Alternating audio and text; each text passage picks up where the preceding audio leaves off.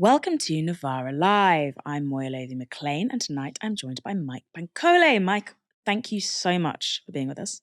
Absolutely delighted to be joining you on the show today, Moya. We're going to have loads of fun. I hope so. Well, on tonight's show, we'll be discussing the not so fun changes to the energy price cap that have been announced today and how that will affect your bills in the coming winter.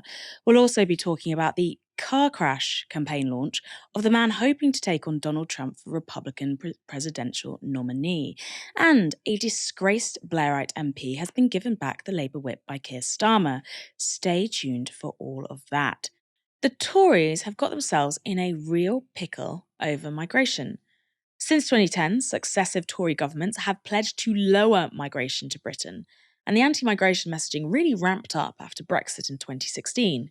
And yet, new figures released today by the ONS show that net migration has hit a record high. That's the number of people who immigrated long-term to the UK, minus the number of those who emigrated long-term away from it.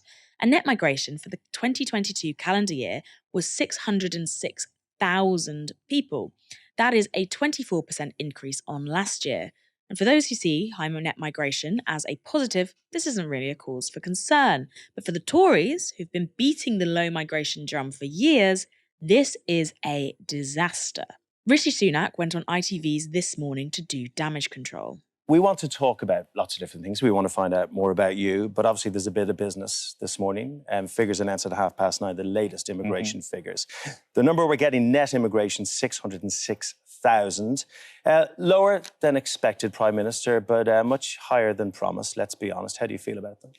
Numbers are too high. It's as simple as that, and I want to bring them down. And that's why this week we announced some new measures, and I think pretty much the biggest thing that anyone's ever announced to bring the levels of migration down. And it's a new policy which limits the amount of family members that people who are studying here can bring with them when they come and study here. And what we've seen over the last few years is that number of dependents has just absolutely spiraled. Almost 150,000 dependents of people who are studying here coming. We're saying from now on, that's not going to be allowed. There's a few other things we're doing as well, but that's going to make a big difference because I want to get the numbers down. And people have heard me talking a lot about illegal migration and stopping the boats. This matters as well, and people should rest assured. Is it out of control, do you think, at the moment? Well, no, I think the numbers are just too high. And there's been various factors, and you'll read the report, whether it was welcoming people here from Hong Kong or Ukraine, that's had an impact. As we saw after the pandemic, more people came back to study here who hadn't been here during the pandemic years. But fundamentally, the numbers are high. I want to bring them down. The measures we announced this week are more than... They're not controlled, though, right? Therefore, they're out of control. Let's be honest, because promises were made to keep them much lower than this. And it was one of your big manifestos, and it's the thing that they're talking about in supermarkets and in pubs and in cafes. Can you reassure people that it's going to come down and continue coming down? Yeah, of course. I want to bring the numbers down. The measures we've announced this week are more impactful than anything that anyone has ever announced before when it comes to tackling migration. But to your point, Craig, what are people talking about when I'm out and about in cafes, restaurants, wherever it might be? They do talk to me more about illegal migration. And I'm sure your viewers, when you see things on your TV screens, people coming here illegally on small boats across a channel, I think that really says to people, hang on, that's really not properly in control when people can break the rules, come here illegally, and that's why I'm working so hard. One of my 5 priorities, in fact, is to stop the boats. It's really interesting to me how the media has wholesale swallowed the idea that high migration is bad. We asked migration policy expert Zoe Gardner what groups make up these new high migration figures. Students are the biggest groups, foreign students and their dependents. A lot of those people are coming from India, China, Nigeria, and the US. That is about 35 to 40% of the people in these numbers. The next biggest group are skilled workers. Skilled workers are coming from a similar range of countries, also from the US, also from India, Bangladesh. Over a third of those are coming to work specifically in health and social care roles. The third big group are people who are coming from Ukraine and Hong Kong on those dedicated visa routes that we have to offer protection to those groups of people. And then there's smaller groups of people who are coming to join up with family members. There's asylum seekers who are not offered a visa like we do for Ukrainians and for people from Hong Kong. Who are also included in those figures. So it's a diverse group of people.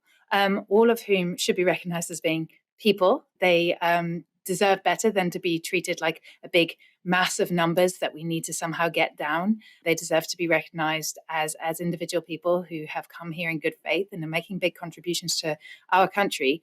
They deserve better than to be treated like a political football, basically. I haven't heard any politicians answer the question as to why we want to bring net immigration down. I don't think it's any problem at all that we have lots of people trying to come and build their lives in the UK, join our communities, study and work in our communities. I think that's actually a brilliant thing. And I think that it's very disappointing that there aren't any politicians willing to celebrate the people who come here and join our communities. These are people that we work alongside, people that we fall in love with and build families with, people who are valued members of their communities. And I think that it's really shameful, actually, that we're talking about them in the terms that we're seeing from across the political spectrum today. They just bring a huge amount of positive, and actually they're just human beings. They're doing what human beings do, which is to move around. They come to seek opportunity, they come to seek safety, they come to seek all the kind of things that British people take for granted. We should be welcoming that. And I think actually most people in this country do welcome that. And it's politicians that need to catch up. They've been left behind. They still think we're in the 70s and 80s and that, divisive, racist rhetoric is going to win them votes. So I think they're wrong about that. I think they need to catch up with a British public that's really comfortable with immigration. We don't care where you come from. We just care that our communities get the support they deserve. And the problem is that the government isn't investing in our communities and isn't investing in our public services. That's what people's concerns are really about. I don't think anybody needs to be particularly concerned about 600,000 or 500,000 or 700,000 migrants coming in every year. I don't think it makes a very big difference to anybody's life. What makes a difference, as I say, is investment in our communities.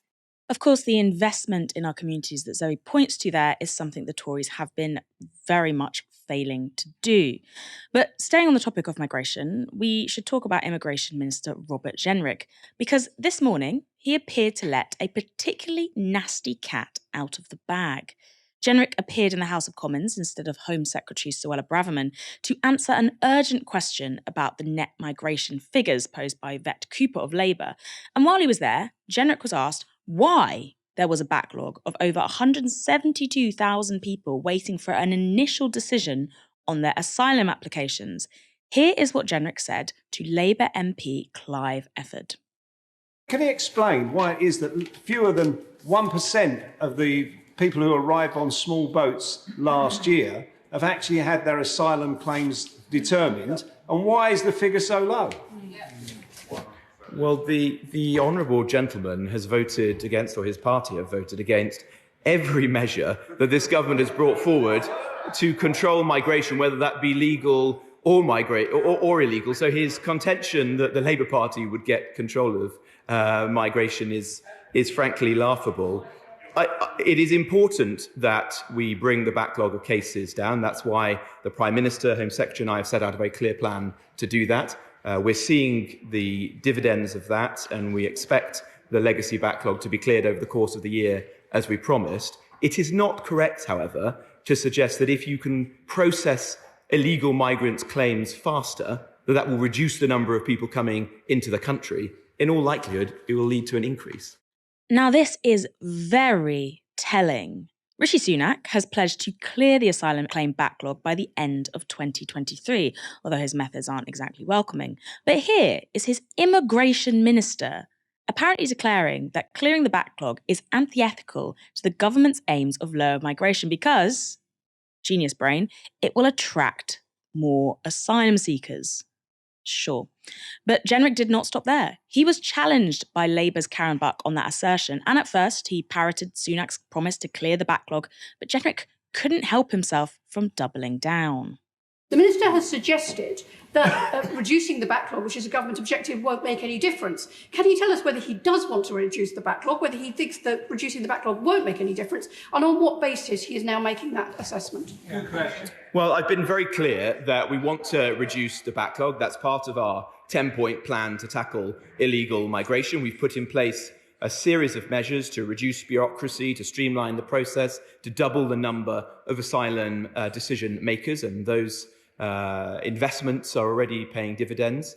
We're confident that the legacy backlog will be cleared over the course of the year. The point that I was making, I'm happy to reiterate, is that the faster the process, the more pull factor there is to the United Kingdom. That isn't a reason to maintain an inefficient process, but what we do need to have is a process where deterrence is suffused through every element, or else we will never break the business model of the people smugglers.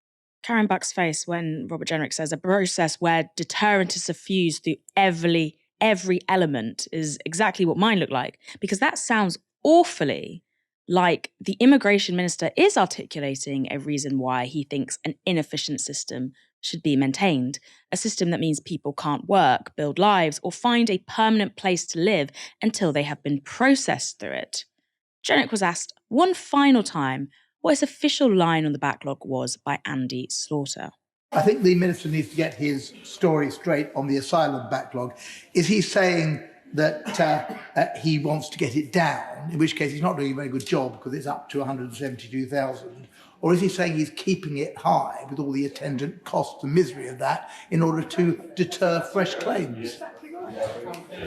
I've been very clear that we want to get the backlog in cases down, but what I've also pointed out is that Labour's only policy with respect to illegal migration is to clear the backlog faster. Open borders, faster processing. That's not going to work. Well, unequivocal, really. Mike, what do you think government policy is? Are they trying to clear the backlog, or do they deliberately want to keep it high? I think they deliberately want to keep it high, and I think this government is intent on creating a cruel asylum system. The asylum system is broken by design, partly because this government think it's a vote winner. So they think it's a vote winner to dehumanise migrants, to dehumanise asylum seekers, to dehumanise refugees. This is by design by this government. Whether it's the prison ships or the Rwanda policies, this government will stop at nothing to make conditions for migrants and conditions for those seeking to make their lives better by coming over to the UK as difficult as possible. So I think they want to keep numbers high, partly because, as Jenrick says, he believes it will be a deterrent for others to come over here. So this government is just intent on being as cruel as possible. And look, this is a continuation of what we've seen for the Conservatives for the last 13 years, whether it's the hostile environment under Theresa May and the Windrush scandal, or it's the Rwanda policy and what's going on now with the backlogs. It's all about being as cruel as possible. So making the system inefficient is actually by design to make things as difficult for asylum seekers as possible. Do you think, in your opinion, that it is a vote winner?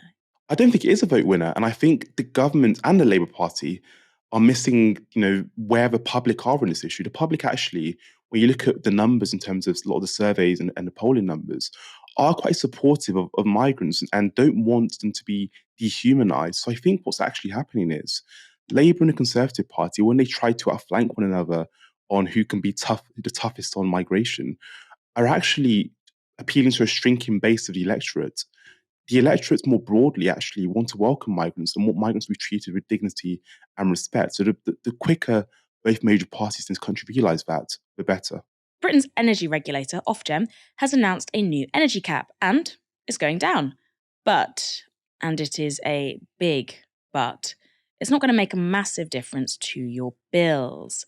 Until now, the government has limited energy bills for a typical household to £2,500 per year through their energy price guarantee. But now, Ofgem has cut the maximum that a typical household will pay to £2,074 a year.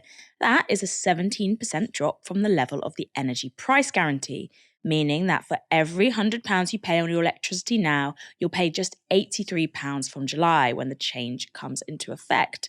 That's good news, right? But energy prices still have a way to go. If you look at this graph from the Telegraph, you'll see that the energy price guarantee capped prices at £2,500 from October last year until now. From July, the price guarantee goes up to £3,000, meaning customers will pay whichever of the guarantee or the price cap is lower. Ofgem's latest announcement means that the price cap, again £2,074, is what the average household will now pay. This means that the price cap is now where it was in April last year, but it's still 80% higher than it was in August 2021. Now, that is just the price cap. But how will your bills next winter, which is what we care about, compare to your bills last winter? Well, here is where it gets tricky. That's because over the last winter, besides the energy price guarantee, the government also subsidised household energy bills via the £400 Energy Bills Support Scheme. That meant that people had around £66 per month knocked off their household bills over the winter. Wow, big spender. That won't be in place next winter. Here is money-saving expert Martin Lewis explaining what that means for you. We have predictions from October and into January. This is the drop we've had here. This was a predicted drop. It's not quite as much as that. But we're expecting to see prices in October, and this is somewhat crystal ball gazing because we don't know, drop a little bit from July, but then go up to roughly the same price from January till next March, and that's as far as it goes. Now, you're asking winter to winter. Well, the rate will be cheaper, but last winter, you had the £66 a month off everyone's bills. Now, for the vast majority of people, apart from very high users, a 17% drop will not be £66 a month. So you will be paying more, if these predictions are right, and it's somewhat crystal ball gazing, you'll be paying more next winter than you did last winter, unless you're a very high user. You heard that right. You'll actually pay more for your energy next winter than you did last winter, unless the government intervenes again. Now the change to the cap only affects part of your energy bill that's based on wholesale energy prices. There are other components like the standing charge, which is a fee you pay every day no matter how much energy you use. When it goes up, it hits low-income households the hardest because it eats up a larger proportion of their income than it does higher-income households. And they went up a lot last year. On Good Morning Britain, Martin Lewis raised this issue with Ofgem CEO Jonathan Brearley. The biggest single complaint I get about energy bills. And the standing charge, the very high standing charge, isn't dropping. You're doing the cut by the unit rate. Let me read Will for you. My standing charge for electricity went from 25p a day to 47p a day last year.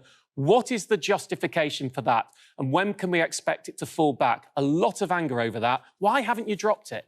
Well, what the standing charge pays for is two things, really. Well, overall, it's a fixed cost in the system. That's partly the cost of our networks, particularly our electricity networks, but it's also the operating costs of the companies themselves. Now, what we're saying today is we are opening up a conversation about half of that cost, that operating cost, which is about £150 out of the roughly sort of £300 standing charge a year. And we're going to be asking two questions.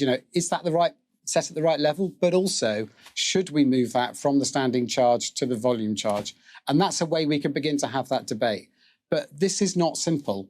You'll know, Martin, that last year we looked at another element of the standing charge and we asked the same question. We said, well, should we simply put this onto unit rates? The problem is always when you do that, there are many, many poor families who have high energy needs, partly because their children may have special needs or partly because they have disabilities, and they are made much worse off by such a change. So we are going to look at it. We are going to ask ourselves a question and ask publicly for views on that. But just to flag, there is no easy answer here. If you move costs from one part of the bill to the other, there are winners, but there are also people that lose out. Another component of your bill is, of course, profit for the energy companies. How much they can make is also capped by Ofgem, but the regulator now wants to let them make more. Okay, here's Martin Lewis again. Currently, you factor in energy firms are allowed to make 1.9% profit. And I think people will be staggered to hear that you're consulting on increasing the amount of profit that energy firms are allowed to make. I think that's not the best timing, is it? Well, the reason we're doing that is that, well, there are three things we need to do this winter, just to start. One is fair pricing regulation, but the second is making sure that the sector is financially resilient. So you'll remember everything we went through in the end of 2021, and that put around £80 on people's bills when 30 companies failed. And what we're saying to every company is you need to have money in the bank. You need to have good risk management, and you need to have money in the bank so you can last through the sorts of price shocks we've seen over the last 2 years. Now, they need to get that money from somewhere. So we are saying we're putting in place roughly an increase of about £10 a year to make sure that companies are financially resilient. That isn't to benefit shareholders, that is to make sure that customers don't face much bigger costs if companies fail. £10 a year doesn't sound like a lot, but it raises the question, why are consumers being made to pay to secure the futures of private companies? Surely, the point of a market is that firms should fail when they don't plan ahead. What does it say, Mike, about the limits of a privatised energy system where the only option is to make consumers pay to ensure the survival of private firms? The system simply isn't fit for service. Look, at every stage of the energy system at the moment, whether it's the transmission, the generation, the supply, the distribution of energy, at every single stage, what the government are doing is prioritising shareholders rather than cutting our bills. And they're really missing an open goal here because, there is a real high level of public support or public ownership of energy.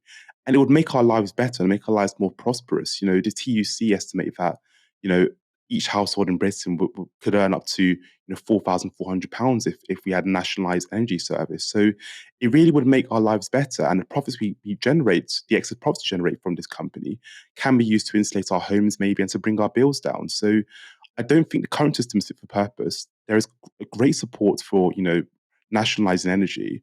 So the government needs to get on with it. They won't because they don't really care about our prosperity, but it's a real clear indication this current system isn't working, and nationalising this service would help all of our lives. A scandal from down under is now threatening the global business of one of the biggest consulting firms in the world. You might have heard of the Big Four, a term used to describe the four largest companies providing financial advisory services to massive corporations and governments all over the globe. PricewaterhouseCoopers, aka PWC, is one of these Big Four. But it's become embroiled in a tax leak scandal that is shining a spotlight on the vague and shadowy business of consulting. An exposé by the Australian Financial Review earlier this year revealed that in 2015, a PWC partner called Peter Collins was helping the government design confidential new multinational tax laws. Collins proceeded to leak details of these tax laws to PwC colleagues so they could monetize the information, aka provide consulting to other clients on how to get around or minimize their impact. And these clients were not just Australian companies, The Guardian explains here. Collins provided information about multiple tax initiatives, meeting agendas, expected timings, and government thinking, as well as a confidential copy of an OECD draft paper on, quote, mandatory disclosure of tax planning schemes, which outlined possible measures to reduce tax avoidance globally. PwC partners then formed a, quote, global team that would consider how this information could be used for commercial gain around the globe, but particularly in the United States. Email chains reveal PwC partners began working on, quote, our first North America project, and used the information to give 14 US companies, primarily in the tech sector, a head start on compliance with Australia's new laws. Days after the laws were introduced in January 2016, PwC partners praised the work of Collins and the competitive advantage he'd given the firm, given a, quote, a significant number of these clients were not PwC Australia clients. Quote, we were aggressive in telling these relationships they needed to act early, heavily helped by the accuracy of the intelligence that Peter Collins was able to supply us and our analysis of the politics, one executive wrote. The US project generated about $2.5 million in revenue and relied on collaboration from PwC staff in Singapore, the Netherlands, and the US. Separately, senior UK partners commented on the confidential information and provided input. PwC Australia's CEO stepped down at the beginning of May, and now international PwC executives are in the middle of ongoing Australian Senate committee grillings as the fallout continues. On Wednesday, the Australian government confirmed that it had referred the scandal to the federal police for further investigation. You might be wondering, well, why does what happens in a different time zone matter here? To explain, we've got on the line Rosie Collington, co-author of The Big Con, How the Consulting Industry Weakens Our Businesses, Infantilises Our Governments, and Warps Our Economies. Rosie, straight off the bat, why is this PwC Australia scandal relevant to the UK? Great question. So PwC is a global company. It operates in pretty much every country in the world, including in secrecy jurisdictions, also known as tax havens. And the UK is one of the biggest markets for PwC and for the consulting industry more widely. So the UK market is big for PwC. In the UK in 2022, around £5 billion of revenue was earned from services across tax advisory, consulting, and audit. UK government spending on consultancies is also pretty massive. So PwC is one of 4 accounting consultancies. We also look at, in the book and the research that I've done with Mariana Mazzucato, we also look at the big 3, quote unquote, strategy consulting companies. So that's McKinsey, Bain & Company, and Boston Consulting Group. The kind of work they do in government is hugely diverse, and we can talk a bit about that. But like Australia, the UK government has also seen a huge increase in recent decades in spending and the kind of influence and involvement of these firms in policy making and implementation. So it's hugely relevant. Tell me a bit about that, Rosie. When we say, the UK government is working with PwC, what do we mean? What are they giving them these millions of pounds for? Another great question. It's something that we, have really tried to dig into, because actually one of the biggest issues with the ways that governments are working with these companies is that we as kind of citizens, and often people working within the departments themselves, have very little understanding or knowledge about what these relationships involve. But again, they're various. They can be contracted. These companies can be contracted, for example, to provide advice on particular policy areas. They can be contracted to help manage contracts, to help manage the subcontracting, the outsourcing of contracts. We know that we have had a similar case in the UK to what has recently been unearthed in Australia. So in 2013, a Public Accounts Committee inquiry found that all 4 of the big 4 firms had seconded people to work in the UK Treasury to help develop legislation on transfer pricing, which is tax legislation related to secrecy jurisdictions or tax havens. And there were some huge issues that this inquiry unearthed, including that, in a kind of similar vein to the Australian case that's now developing, that the companies had promoted the fact and marketed the fact that they had been developing this legislation to companies that they were hoping would then go on to be their clients. Is it kind of conflict of interest, or is a conflict of interest that we're seeing here? These conflicts of interest that you've outlined here and the ones we're seeing in Australia, is that just par for course in these consulting firms? Is it a bit like the revolving doors we also talk about when we discuss, the UK government and the media, for example? Unfortunately, it is. As I've just said, we don't have all the information that we should have about the ways that governments are working with these companies, including the UK government, or indeed who the clients are that these companies are working for. But we do know that the kind of sectors that are the most lucrative groups of clients for them are ones that governments and citizens and democratically elected representatives are often trying to regulate and develop laws to help protect the kind of interests of citizens. So to give you another case of a really clear example of conflict of interest, also in Australia, in 2021, the Australian government contracted McKinsey to help develop its national net zero strategy, which was full of holes. Climate analysts were immediately like, this doesn't make sense. It didn't even get to net zero by 2050. It got to kind of 80% of the way to net zero. And very quickly, commentators started picking up on the fact that McKinsey, which had been given a £6 million contract, $6 million Australian dollar contract to do the analysis underpinning this strategy, had also advised 43 of the 100 biggest polluters. And this, of course, for those citizens and other people looking at this, begged the question: could these other interests have been a reason, perhaps, why McKinsey did not develop a kind of thorough or very good report, or indeed was this a reason why the government had contracted them in the first place?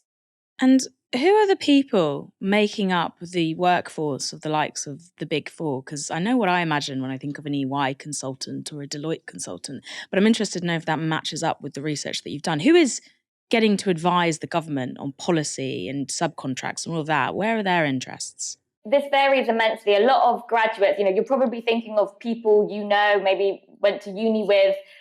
These are some massive recruiters, right? So lots of universities or lots of graduates from universities in the UK will go on to have their first job, their first graduate job, or perhaps they would have done a summer internship with one of these companies. And the kinds of promises that these companies make to them actually are often, very, very nice things, very good things that people might want out of a job. So, they promise them you will be at the forefront of the green transition. We'll be able to support your learning. We'll be able to support your development. You'll be able to have an impact in the world. And on top of this, hey, guess what? We'll pay you enough to be able to pay rent in London or perhaps save up for a mortgage. We do know that many young people who go into work for consultancies or just many people who have experienced life as a consultant become disillusioned with it. And that's certainly something we found from interviews. The Financial Times has recently done a piece on this.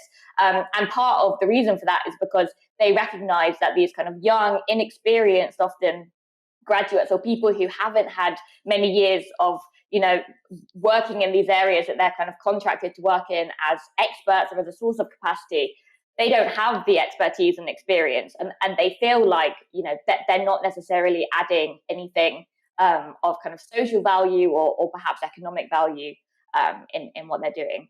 Former President Donald Trump announced his campaign for the Republican presidential nomination last year, and so far, Trump has led in the polls by miles and looks all but guaranteed to take the nomination come August. But for hard-right Republicans who don't enjoy Trump's drama or pronunciation of Lenin, however, a single hope remained. Florida Governor Ron DeSantis. He's long been expected to throw his hat in the ring, and on Wednesday evening, DeSantis did just that. Or at least, he tried. It all began when Twitter cowboy Elon Musk said he would be conducting a Twitter space with DeSantis. And if you don't know what a Twitter space is, well done. It's basically an audio chat room where users can listen into conversations between speakers. And it's the medium that DeSantis chose to launch his presidential bid by way of a conversation with Musk, chaired by tech mogul David Sacks. Nightmare blunt rotation. But it didn't really go to plan. First, there was 8.5 minutes of awkward silence, and then this. All right. Good afternoon, good evening, or good morning, everyone, depending on wherever in the world you're joining us from. I'm broadcasting live from Twitter headquarters. It's David Sacks here. Elon is sitting next to me, and we want to welcome you to this historic Twitter Spaces event, and more broadly, a first in the history of social media. Tonight, I'm pleased to introduce two individuals who've done more to loosen the. Insert 30 more seconds of excruciating silence here, then this. All right, sorry about that. We've got so many people here that I think we are kind of melting the servers, which is a good sign. All right, I'd like to just introduce the folks in the room here. So it's safe to say we wouldn't be making history without the man sitting next to me, Elon Musk. His decision to purchase this platform last year to restore it to its original mission as a beacon for free speech, and even to expose Twitter's past complicity with a government censorship regime might have surprised many, but not those of us who've known and worked with Elon for nearly a quarter century. His commitment to freedom and his willingness to put his money where his mouth is, upset the narrative control imposed on us by our government. That echoing? It's because Musk, who is sitting next to Sacks, keeps switching his mic on. These are two tech billionaire millionaires, by the way, and they don't know how to use Twitter, which Musk owns. Now, around then, DeSantis dropped out of the space. David Sacks, though, just carried on talking until he was interrupted by another 90 seconds of dead air. And after that, there was this.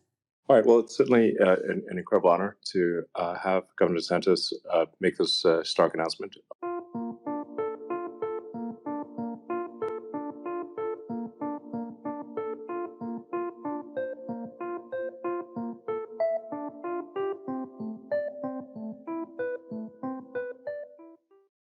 That went on for a while before DeSantis' launch picked up again. A joke. All right. I'd like to welcome Governor DeSantis for this historic. We're just trying to get it going because there's so many people. It's unfortunate. All right, I'd like to never seen this before. Governor DeSantis for this historic. We're just trying to get it going because there's so many people. Oh, that painful technodrama dragged on for a full half hour. And finally, DeSantis was able to lay out his stall, saying this. I am running for president of the United States to lead our great American comeback. Look, we know our country's going in the wrong direction. We see it with our eyes and we feel it in our bones. Our southern borders collapse. Drugs are pouring into the country. Our cities are being hollowed out by spiking crime. The federal government's making it harder for the average family to make ends meet and to attain and maintain a middle-class lifestyle. And our president, well, he lacks vigor, flounders in the face of our nation's challenges, and he takes his cues from the woke mob. Really original stuff there. And I think we'll all agree, well worth the wait. So, who is Ron DeSantis? The 44-year-old was elected governor of Florida in 2018 in a landslide victory after running on promises of small government and low taxes. Once supported by Trump, who claims the recognition for his victory, he came to national attention for his handling of the COVID-19 pandemic. He loosened lockdowns early, despite cases rising nationally, and he fought a long court battle to stop public schools from imposing masks on students. Since then, he's banned the teaching of critical race theory in schools, and he's also tried to outlaw conversations about sexual orientation and gender identity between students and teachers. Known as the Don't Say Gay bill, it brought him into dispute with mega corporation Disney, who campaigned against it. That led to DeSantis cancelling the special independent status of the Florida district where Disney World is built and threatening to build a prison next door to it. Disney is the biggest employer in Florida, just to note. He's also signed into law a block on abortions after the 6th week of pregnancy, which is currently under appeal. It seems like Ron DeSantis is now a figure of fun and faces an uphill battle to be taken seriously as a Trump challenger. Mike, you're a politics lecturer. How easy is it for political figures to overcome the stench of loser once it's attached to them? It's very difficult, especially when you're doing a bad job. And DeSantis is doing a terrible job as the governor of Florida at the moment. So when it comes to healthcare, Florida ranks quite lowly when it comes to states across the US. So he's doing a terrible job. And actually, he's fighting this really odd woke battle of, these woke people are taking over our country. And again, it's like the Conservatives, trying to do it in the UK. This is popular amongst a really small base of voters. And actually, this kind of base of voters that's popular amongst is shrinking. So I don't think for DeSantis, he has what it takes to mount a political recovery, because what that would require is, a rebranding of some sort. But I think he's going to, hammer the woke war and ramble on about all of these woke issues that apparently are afflicting America. And that'll be his strategy until he kind of fades into oblivion, I imagine. I think it's really interesting when you look at DeSantis. He did seem like a genuine challenger for a while. And then Trump made that visit to East Palestine when the train derailed, and suddenly his polls shot up. And in America, you really see when it comes to presidential campaigns, the difference between someone who's a people person, like Donald Trump, and somebody who hasn't got the charisma and has been repeatedly portrayed as awkward. There's all these, footage of DeSantis laughing at the wrong moment or having these strange abrasive interactions with the general public. And despite his popularity in Florida, it's just not translating when it comes up against, sadly, the reality TV power of someone like Donald Trump. I mean, really a rock and a hard place, but that Twitter launch, a misstep. It reminds me of the David Miliband and the banana, which killed his political career. We normally hear about Labour removing the whip. They've taken it from Jeremy Corbyn, of course. Dan Abbott recently had it suspended, and other left-wing MPs have to watch their step for fear of having it stripped from them too. But now we can bring you some news of Keir Starmer's remarkable generosity, because he's actually restored the whip to an MP. A Blairite, of course. This is Neil Coyle, the MP for Bermondsey and Old Southwark in South London. And in February last year, Coyle was suspended from the party while undergoing 2 parliamentary investigations. The first was about allegations that he had loudly and drunkenly abused a parliamentary aide in the strangest bar of the House of Commons. And the second was for making racist remarks to a journalist from a British-Chinese background in the same bar. Henry Dyer, who was targeted by Coyle, reported this in Business Insider last year. Coyle approached the small group I was in. He did not acknowledge my presence at the previous evening and spoke on several topics, including his claim that his constituency has the most restaurants with Michelin stars. The topic eventually moved to Barry Gardiner, the Labour MP who had received funding from a suspected Chinese spy. Coyle made a remark that suggesting Gardiner was being paid by Fu Manchu, a comment that struck me as not right at the time, given it had been so well reported who had been giving Gardiner money, and there was no need to refer to a 20th century trope of a Chinese supervillain. I gently pushed back at Coyle about this. He asked me if it was just the case that I was being oversensitive, before saying that he would apologise if he had said something bad, and if it wasn't just me being insensitive, which I believe was insincere. He then said he had relatives of Chinese descent. I responded by saying that I am British Chinese, to which Coyle responded that he could tell, quote, "From how you look like you've been giving renminbi, the Chinese currency, to Barry Gardiner." Later that evening, as a group of us were leaving the bar, the others turned and waved goodbye to other journalists. I also turned and saw Coyle. Keen to diffuse the tension from earlier, I waved goodbye to him, to which he responded by putting 2 fingers up to me. In March, the investigations concluded. The Guardian reports this. In the first case, Coyle was found to have engaged in foul-mouthed and drunken abuse towards a junior parliamentary assistant employed by another MP. The independent expert panel, which recommended a sanction of 2-day suspension and an apology in Parliament, said this was shocking and intimidating for any complainant, particularly a junior member of staff. The Commissioner found that Coyle had breached Parliament's harassment policy in the second case, which the MP then appealed against. His appeal was rejected by the independent expert panel, which said, central to this case are comments made by the respondent which were experienced by the complainant as, quote, racist and abusive conduct. The comments were unacceptable and constitute harassment, as they had the effect of violating the complainant's dignity and creating an intimidating, hostile, degrading, humiliating, or offensive environment. The racist nature of the comments is a serious aggravating factor in this case. The report said Coyle had made such comments while under the influence of an excessive amount of alcohol, which, while undoubtedly contributing to his behaviour, in no way excuses it, as the respondent rightly accepts. Nonetheless, since the incident, the respondent has taken considerable steps to ensure no repetition of the behaviour, including informing us that he had stopped drinking alcohol, it said. The panel recommended he be suspended from the House of Commons for 3 days and that he make an apology to Parliament. So, for racially abusing a journalist and drunkenly harassing a staffer, Coyle faced just 5-day suspension, and now the Labour Party have welcomed him back into the fold. Whatever happened to Keir Starmer's zero-tolerance policy for racism? Maybe he only meant some racisms. I think Momentum had a particularly good comment on this case, saying this. It is shocking and disgusting to see Labour readmit someone found to have engaged in racial and sexual harassment. The NEC must immediately move to bar Neil Coyle from standing as a Labour candidate at the next election. The shameful act exposes a system which is not fit for purpose.